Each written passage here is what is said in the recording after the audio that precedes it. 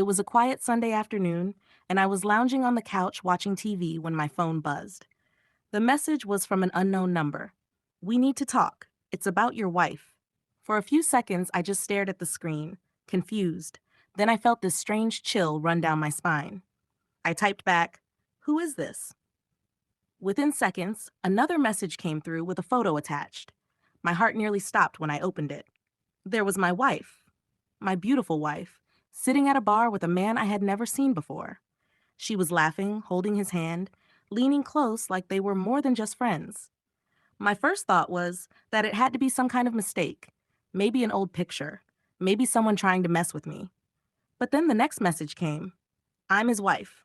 They met in Vegas during that girl's trip."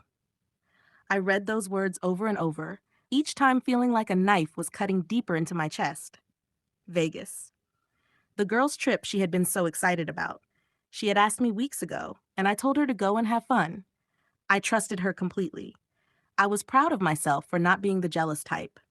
And now, here I was, looking at proof that while I was at home waiting for her calls, she was in another man's arms.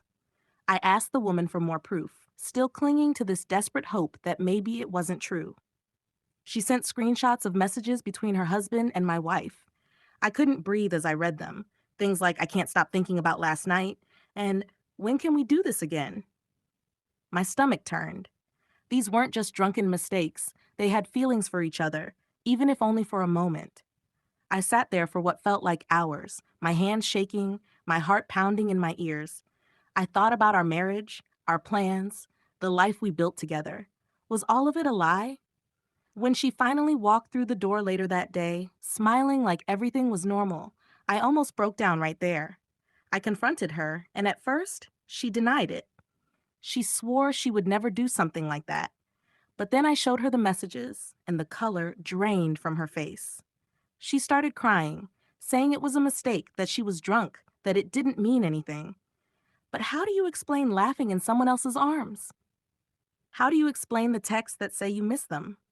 I wanted to scream, I wanted to break something, but I just stood there in shock, listening to the woman I loved try to make excuses for destroying everything we had. That night, I couldn't sleep. I kept replaying everything in my head. The way she left for that trip, the way she kissed me goodbye, how she called me every night saying she loved me. It all feels like a lie now. I keep asking myself why. Was I not enough? Did I do something wrong? Or was this just who she really is? The hardest part is that I still love her, even after all of this. But love doesn't fix betrayal. Trust, once broken, is almost impossible to repair. I don't know what comes next: divorce, counseling, or maybe just walking away from it all. All I know is that a single message from a stranger turned my whole world upside down, and nothing will ever be the same again. Do you want me to add more intense dialogue, detailed scenes from Vegas through the wife's confession, and make it like a short story, 1,500 to 2,000 words, with full emotions and drama? Or keep it around this length, but make it even more heartbreaking and cinematic?